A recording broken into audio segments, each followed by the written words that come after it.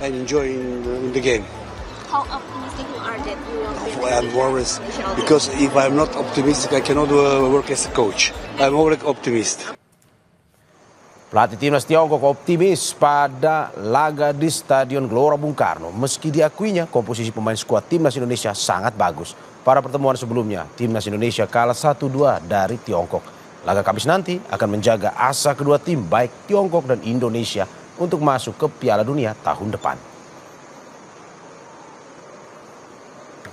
Expect the people, the fans will come and enjoy in the game. How optimistic you are that you will be I'm always, because if I'm not optimistic, I cannot work as a coach. I'm always optimist.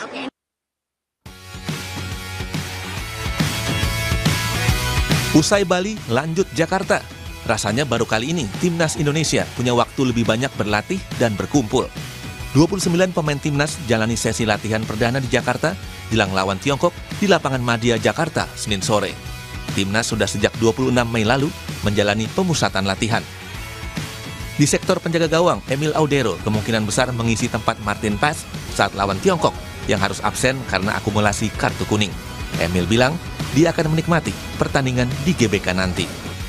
I'm not nervous because it's football, it's joy. So I'm preparing the match as I always did. So I'm focused on the training and all my teammates we're doing a really good training session. So of course we're gonna give our 100%.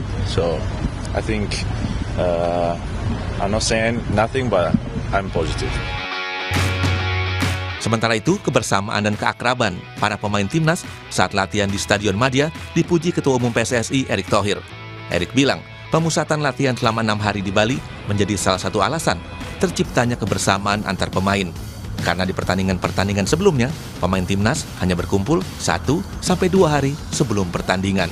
Kita punya cukup waktu lah untuk tim ini bisa lebih bersama dan mereka mulai juga recovery karena kan habis season panjang kan mayoritas dari mereka. Jadi ya saya lihat juga chemistry-nya juga mulai terbangun, ya nanti kita lihat hasilnya.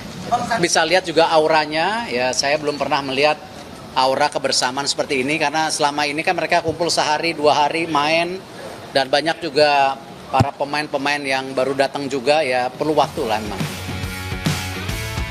Di sisi lain, analis sepak bola Haris Pardede bilang Joey Pelupesi dan Ole Romeni bisa jadi kartu truf timnas Indonesia jika ingin mengambil inisiatif menyerang sejak awal.